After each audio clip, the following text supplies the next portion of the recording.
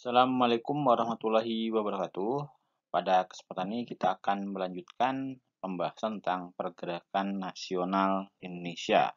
Khususnya pada kesempatan ini kita akan membahas tentang organisasi kebangsaan dan politik. Pada masa ini muncul berbagai organisasi politik yang secara terang-terangan berani menunjukkan tujuannya, yaitu untuk mencapai Indonesia merdeka.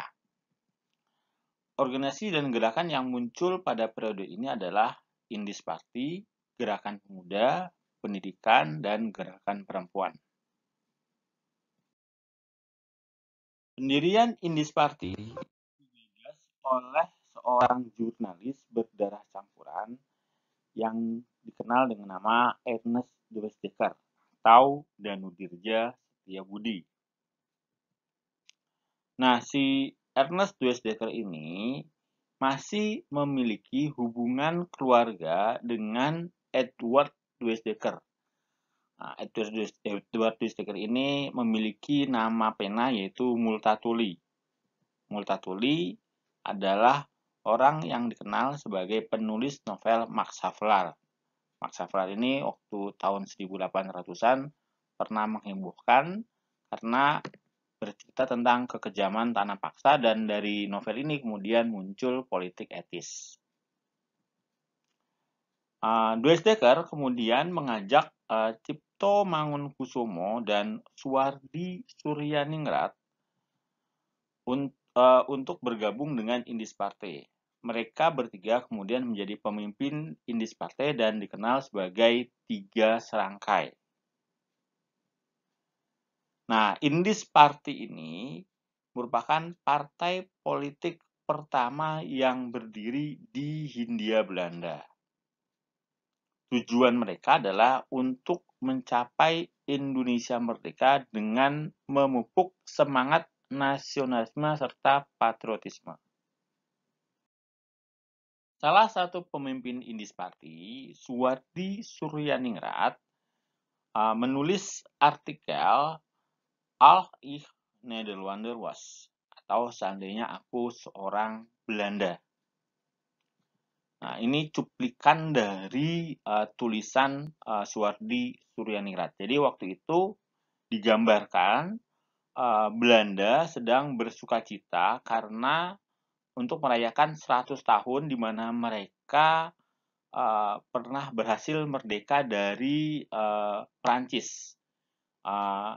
Flashback sedikit, di tahun 1800-an itu kan ada revolusi Prancis. Nah, ketika terjadi revolusi Prancis itu Belanda pernah dikuasai oleh Prancis atau dikenal dengan nama Republik Batav.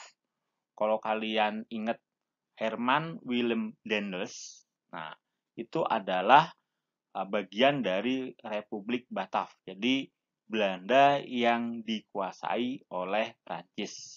Nah, tahun 1813 itu Belanda berhasil dibebaskan dari Prancis. Nah, tahun 1913 mau diadakan perayaan 100 tahun. Nah, Suwardi kemudian menulis tulisan ini. Jadi menurut beliau, sungguh seandainya saya orang Belanda, saya nggak bakal mau merayakan pesta peringatan di sini, di suatu negara yang kita jajah. Nah, kalau mau ya berikan dahulu rakyat yang tertindas itu kemerdekaan, baru setelah itu kita memperingati kemerdekaan kita sendiri. Tulisannya itu satir banget. Sehingga pemerintah Belanda marah dengan tulisan dari Suwardi Suryaningrat itu. Akhirnya, ketiga pemimpin ini kemudian ditangkap dan diasingkan ke Belanda. Dan Indis Party kemudian dinyatakan sebagai partai terlarang oleh Belanda. Nah, melihat pengalaman pahit Indis Party, para pemimpin organisasi pergerakan lainnya mulai mempertimbangkan mana nih yang hal-hal yang penting yang bisa mereka lakukan untuk langkah-langkah perjuangannya. Nah, menurut para pemimpin itu wah berarti tidak ada harapan lagi untuk bisa bekerjasama dengan pemerintah Belanda dan langsung melakukan perlawanan. Kemudian nasionalisme harus diletakkan sebagai ideologi dasar dan tujuan politik utama, yaitu untuk mencapai Indonesia merdeka. Kemudian demi nasionalisme dan tercapainya tujuan Indonesia merdeka diperlukan persatuan dari semua golongan dan latar belakang, baik budaya, agama, maupun ideologi. Dan kemudian perlu kesadaran dari para tokoh, khususnya dari agama Islam, untuk menghilangkan pertentangan antara kelompok Islam modern dan kelompok Islam tradisional, supaya terjadi persatuan, maksudnya seperti itu. Pasca dibubarkannya Indis Party, ide tentang nasionalisme dan persatuan terus berkembang.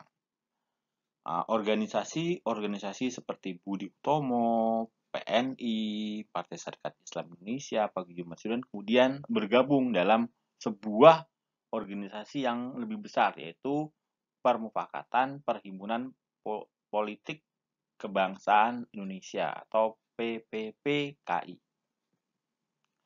Nah, kemudian konsep tentang nasionalisme menjadi ukuran umum untuk mempertahankan dari dominasi Jawa dan Islam. Karena sebagaimana yang kita tahu bahwa orang Jawa secara umum itu mendominasi. Nah, kemudian ketika kalau ingin merdeka ya berarti konsep nasional ya harus mau mengalah. Makanya nanti tidak heran ketika Sumpah Pemuda itu bahasa yang digunakan bukan bahasa Jawa, tapi bahasa Melayu. Dan kemudian juga konsep-konsep seperti ketuhanan, itu adalah konsep yang universal, jadi tidak melulu sekitar Islam, misalnya seperti itu.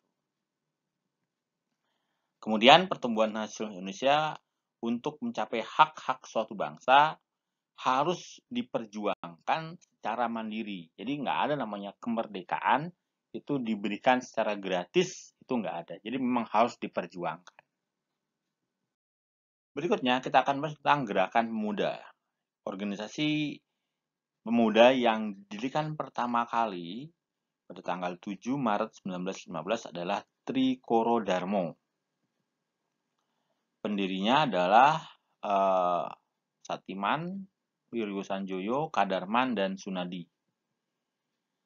Trikoro Darmo itu artinya 3 tujuan mulia. Nah, apa aja? Sakti, Budi, dan Bakti. Nah, tujuan dari Trikoro Darmo adalah untuk mencapai Jawa Raya dengan memperkokoh persatuan dari para pemuda baik yang berasal dari Jawa, Sunda, Madura, Bali, dan Lombok. Nah, sifat gerakan pemuda ini terlihat masih sangat Jawa sentris. Pada tanggal 12 Juni 1919 kemudian Trikoro Dharma itu berubah menjadi Yong Java. Tujuan Yong Java itu adalah memberikan pendidikan kepada anggotanya, kemudian mempererat rasa persatuan, dan meningkatkan rasa cinta pada budaya sendiri. Haji Agus Salim pernah memberi usul agar Yong Java memasukkan unsur agama Islam ke dalam tujuannya. Tapi usul ini ditolak. Nah, karena usul ini ditolak, kemudian kelompok Islam kemudian membentuk organisasi baru, yaitu Young Islam Internbond dan Pemuda Muslimin Indonesia. Kemudian organisasi kepemudaan lainnya ada Paguyuban Pasundan, Jong Sumatera Nenbon, Jong Minahasa, Jong Batak, Jong Ambon, Jong Celebes, dan Timores Verbon. Selain organisasi ini, sebenarnya masih ada organisasi-organisasi keagamaan lainnya seperti Ansor, Nahdlatul Ulama, Pemuda Muhammadiyah, Persatuan Pemuda Kristen, Persatuan Pemuda Katolik, dan lain sebagainya. Itu adalah organisasi-organisasi kepemudaan yang muncul di periode itu.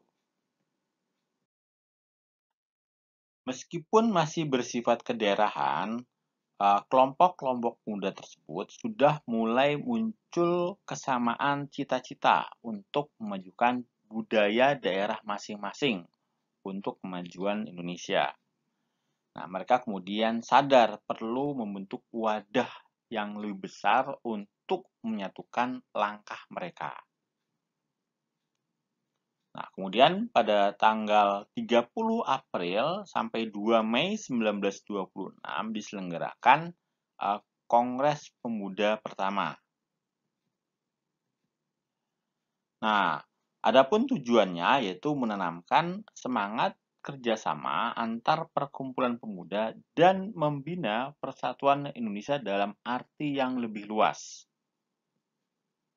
Nah, kemudian dalam kongres ini juga ditetapkan bahwa bahasa Indonesia adalah sebagai bahasa resmi. Sudah mulai sepakat, ini bahasanya bahasa Indonesia. Walaupun nanti konsep yang lebih matang ada di Kongres Pemuda kedua. Kemudian pada tanggal 31 Agustus 1926 dibentuk JONG Indonesia. Tujuannya adalah mewujudkan cita-cita persatuan dari para pemuda di seluruh Indonesia dengan dasar nasionalisme menuju cita-cita Indonesia Raya. Pada tanggal 27 sampai 28 Oktober 1928 diadakan Kongres Pemuda yang kedua. Adapun tujuannya adalah mempersatukan semua perkumpulan pemuda yang ada saat itu dalam sebuah wadah dengan menjunjung rasa persatuan yang tinggi. Nah, dari hasil Kongres Pemuda ini kemudian dideklarasikan Sumpah Pemuda. Nah, Sumpah Pemuda itu kan terdiri dari 3 sendi utama, yaitu persatuan tanah air, persatuan bangsa, dan persatuan bahasa.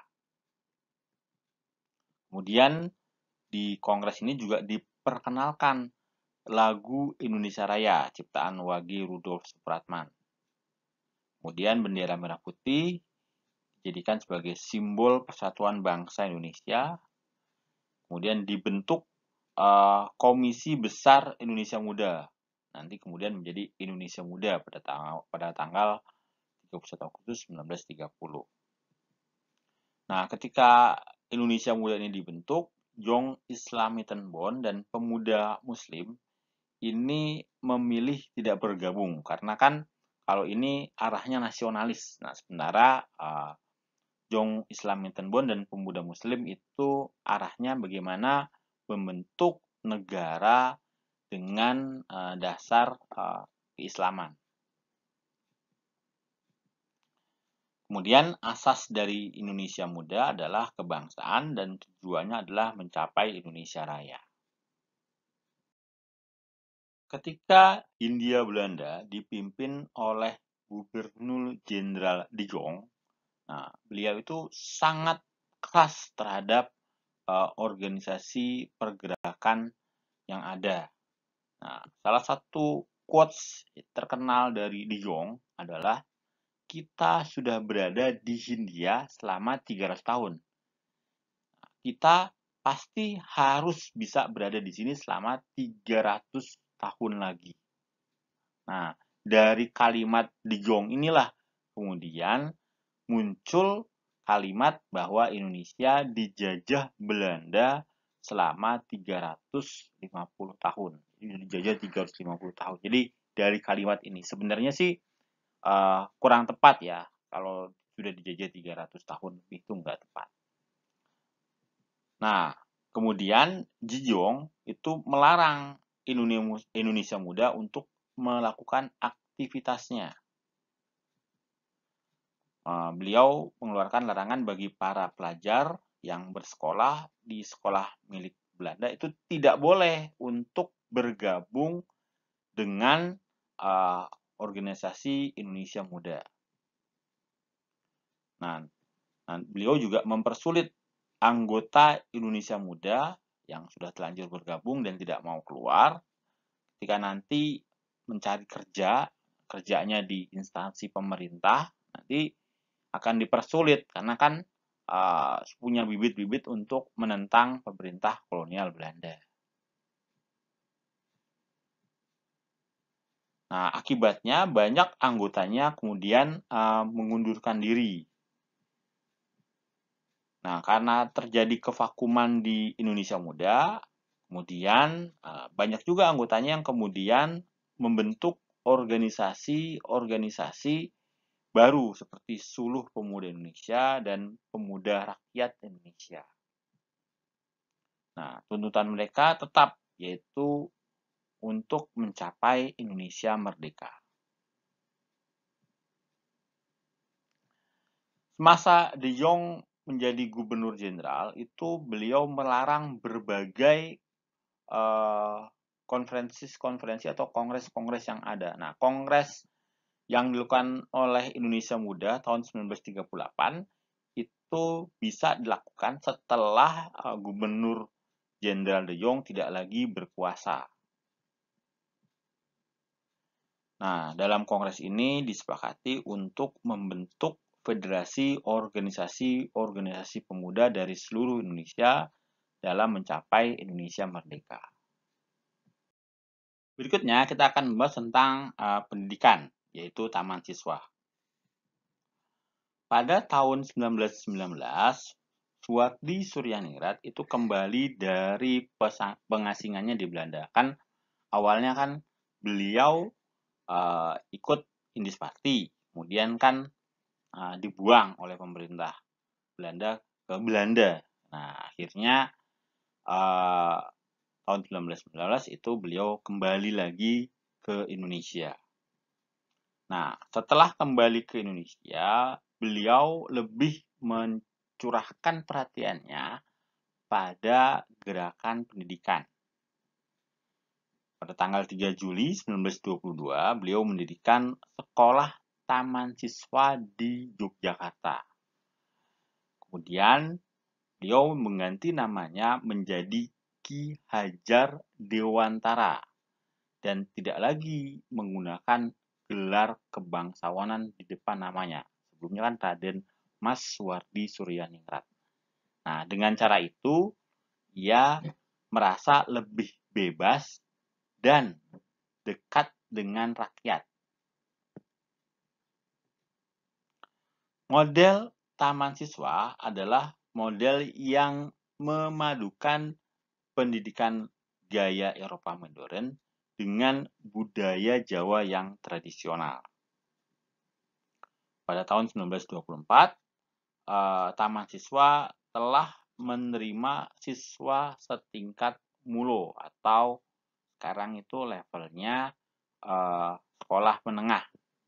Nah, kemudian taman siswa terus berkembang, bahkan diperkirakan sudah memiliki sekitar 166 sekolah cabang hingga keluar wilayah Yogyakarta di tahun 1930-an. Nah, taman siswa ini kan tidak menerapkan kurikulum pemerintah, sehingga taman siswa tidak mendapatkan bantuan dana dari pemerintah. Tapi meski begitu kan ternyata perkembangannya sangat pesat. Ki Hajar Dewantara itu menerapkan 3 konsep pengajaran. Yang pertama, Ingarso Sung Trudo. Artinya, para guru yang memiliki tanggung jawab memberikan pendidikan harus dapat memberikan contoh dengan sikap dan perilaku yang baik, sehingga dapat menjadi teladan bagi siswanya. Yang kedua, Ing Matio Mangunkarso. Artinya, guru harus dapat memberi motivasi yang baik bagi siswanya, memberikan bimbingan yang terus-menerus agar siswa dapat berkembang sesuai dengan bakat dan minatnya. Yang ketiga adalah tutwuri handayani, artinya guru wajib membimbing siswa untuk dapat menggali sendiri pengetahuannya. Kemudian menemukan makna dari pengetahuan yang diperolehnya sehingga pengetahuan itu dapat berguna bagi kehidupannya. Pada tahun 1932, Belanda mengeluarkan ordonansi sekolah liar.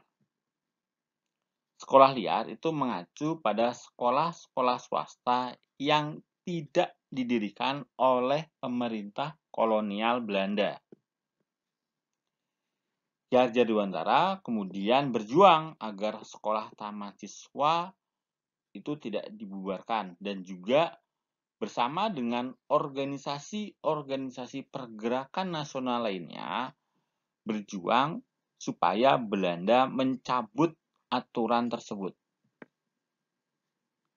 Pada tahun 1935, akhirnya Belanda mencabut ordonansi sekolah liar. Nah, kemudian atas jasa dan perjuangannya dalam mencerdaskan kehidupan bangsa, hari lahirnya tanggal 2 Mei kemudian diperingati sebagai Hari Pendidikan Nasional.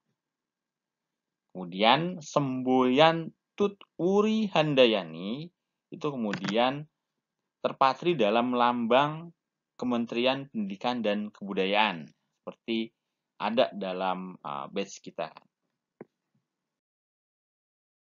Pada tanggal 31 Oktober 1926, Muhammad Syafi'i mendirikan INS Kayu Tanam, bertempat di wilayah Kayu Tanam atau sekitar 60 km di sebelah utara Kota Padang. Muhammad Syafi'i sendiri itu bukanlah orang yang asing di dunia pendidikan. Beliau pernah dipercaya menjabat sebagai Menteri Pendidikan dan Kebudayaan Indonesia yang ketiga, setelah Ki Hajar Dewantara dan Todung Sultan Gunung Mulia dalam Kabinet Tahrir yang kedua. Makanya kemudian tidak heran, ada beberapa lulusan dari INS Kayu Tanam yang menjadi tokoh-tokoh terkenal seperti Tarmizi Taher, Ali Akbar Nafis, dan Mukhtar Lubis. Visi pendidikan dari Muhammad Syafi'i itu bisa disingkat menjadi 3H, yaitu head, heart, dan hand. Kita mulai dari head. Head artinya sekolah memfasilitasi peserta didik agar mampu berpikir secara rasional. Hal ini relevan dengan kondisi masyarakat Indonesia pada waktu yang masih dikuasai oleh takhayul dan mitos. Pendidikan Barat mendorong setiap orang agar menggunakan rasionya demi kemajuan. Nah, hal ini sangat mempengaruhi Muhammad Syafi'i.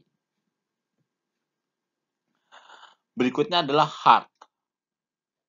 Heart artinya sekolah memfasilitasi peserta didik untuk menjadi pribadi-pribadi yang berkarakter mulia. Dalam konteks kehidupan sehari-hari, karakter mulia itu terwujud dengan bekerja secara disiplin dan bersungguh-sungguh demi kemajuan masyarakat.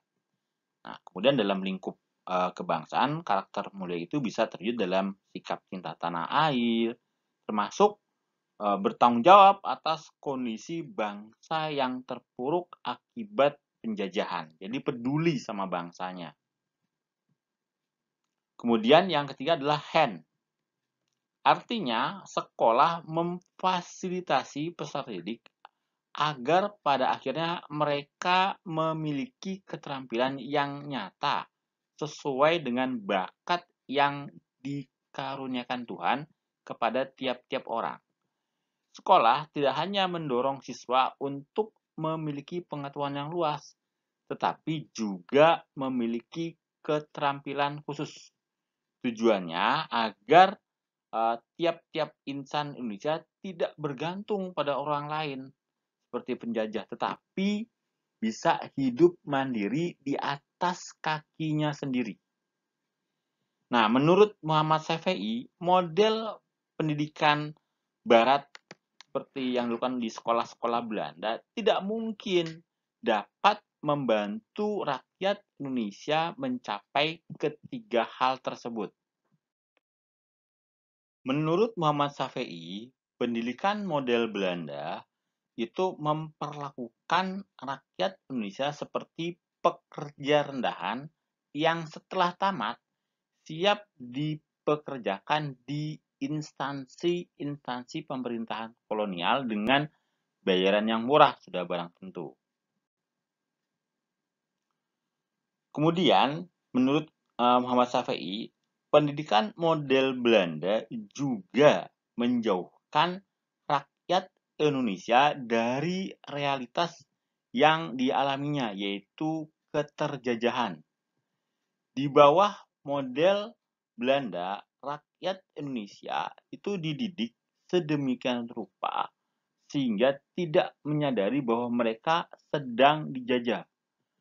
Selain itu, mereka juga tidak memiliki semangat juang dan nasionalisme.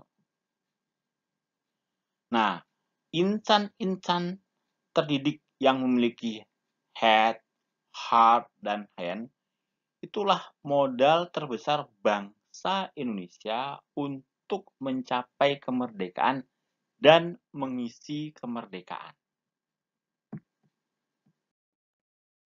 Kondisi perempuan Indonesia pada pertengahan abad ke-19 itu masih jauh tertinggal. Kaum perempuan hanya mendapat pendidikan yang berkaitan seputar rumah tangga. Raden Ajeng Kartini itu sempat mengenyam pendidikan Belanda. Beliau kemudian menuangkan pemikiran-pemikirannya tentang kondisi perempuan Indonesia dalam tulisan. Beliau kemudian melakukan koresponden atau surat menyurat. Nah, surat menyurat itu dilakukan kepada Stella Zihandler dan Jacques Hendrit dan Rosa Abendenen. Nah, dalam surat-suratnya itu salah satunya si Kartini pernah menceritakan, tahukah Anda apa yang ada di pikiran perempuan Jawa? Mereka itu hidup hanya untuk menikah, tidak peduli menjadi istri keberapa. Nah, itu waktu itu ungkapan itu disampaikan kepada Abendenen. Jadi menggambarkan bagaimana kondisi perempuan pada saat itu ya hanya untuk segera menikah aja. Jadi udah dewasa ya udah menikah, nggak ada yang lainnya. Nah, surat-surat dari Raden Ajeng Kartini itu ketika beliau meninggal kemudian dijadikan buku oleh Abendenen.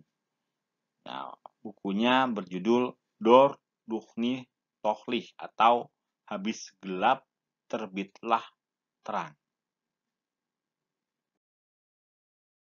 Dalam surat-suratnya, Kartini mencita-citakan sebuah masyarakat dengan kesetaraan antara perempuan dan laki-laki, di mana perempuan dapat berpartisipasi dalam meningkatkan kemajuan bangsa bersama dengan kaum laki-laki, di mana perempuan diberi kesempatan untuk bangkit dari ketertinggalannya. Kalau sekarang kita sudah ada tuh sama antara laki-laki dan perempuan udah sejajar lah posisinya. Kemudian dalam tulisan Kartini, sebagai perempuan ia akan menjadi ibu bagi anak-anaknya dan ibulah yang akan memberikan pendidikan pertama kepada anak-anaknya. Untuk itu sudah sepatasnya jika perempuan mendapat pendidikan yang memadai dan memperoleh pendidikan yang luas juga. Jadi karena jadi ibu itu kan nggak mudah gitu loh. Makanya ya sudah sangat wajar kalau ibu juga harus sekolah dulu sebelumnya ketika masih kecil. Maksudnya seperti itu. Kemudian Kartini juga memimpikan perubahan dalam masyarakat Indonesia serta mendorong penghapusan praktik-praktik dalam budaya Jawa yang dianggap mengekang hak-hak dan martabat perempuan, seperti tradisi pingit gadis yang akil balik, di mana mereka dilarang keluar rumah sampai menikah. Nah, hal-hal yang diperjuangkan Kartini kemudian dikenal dengan istilah emansipasi. Nah, pemikiran Kartini itu kemudian banyak mendapat tanggapan positif dari kalangan perempuan. Selain Raden Ajeng Kartini, tokoh wanita yang lain adalah Dewi Sartika. Beliau mendirikan sekolah keutamaan istri. Nah, sekolah ini berisi kemampuan belajar membaca, menulis, berhitung, menjahit, merenda, dan juga belajar agama. Pada tahun 1929, sekolah keutamaan istri berubah menjadi sekolah Raden Dewi. Kemudian, pada tahun 1939, Dewi Sartika itu diberikan medali Orde van Oranje Nassau oleh pemerintah Hindia Belanda karena jasa-jasanya. Nah, beliau meninggal dunia pada tanggal 11 September 1947 di pengungsian ketika terjadi agresi militer Belanda yang pertama. Atas jasa-jasanya, pada tahun 1966, Dewi Sartika mendapat penghargaan sebagai pahlawan nasional.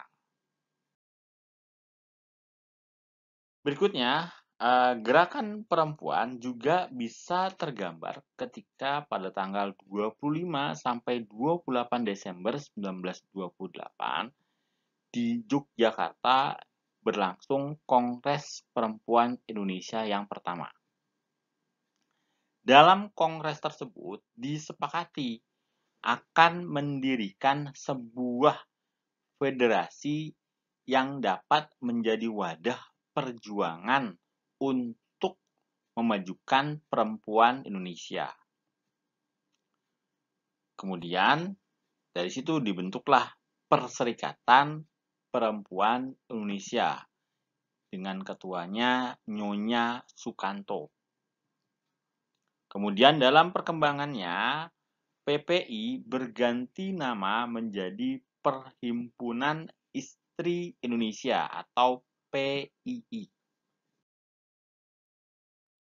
Pada tahun 1927 itu dibentuk Perkumpulan Istri Sedar. Tujuannya adalah meningkatkan kesadaran perempuan untuk tidak terlalu terikat dengan rumah tangga dan pendidikan saja, tapi juga aktif dalam kegiatan politik. Nah, Istri Sedar kemudian membentuk 3 komisi dalam organisasi untuk mengatasi masalah sosial yang dialami oleh perempuan. Yang pertama adalah Komisi Besar untuk Kursus, Komisi Besar untuk Sekolah, dan Komisi Besar untuk Penyelidikan Pekerjaan Perempuan Indonesia. Istri Sedar juga aktif dalam menulis semangat anti penjajahan, semangat anti diskriminasi, dan berbagai keberhasilan komunitas. Nah, semua itu dituangkan dalam majalah Sedar yang terbit setiap bulannya.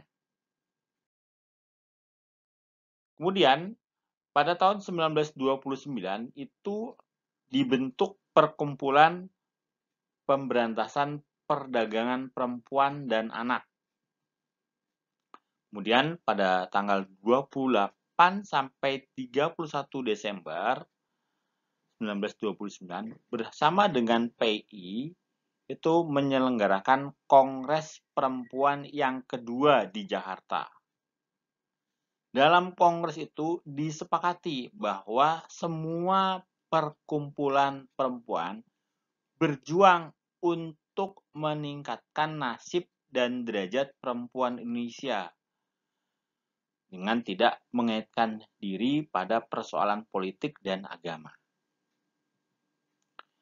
Kemudian pada masa pendudukan Jepang, tidak ada lagi kongres perempuan karena pada masa pendudukan Jepang itu semua organisasi pergerakan dilarang oleh Jepang. Oke, sekian dulu yang bisa saya sampaikan pada kesempatan ini. Kurang lebihnya mohon maaf. Wassalamualaikum warahmatullahi wabarakatuh.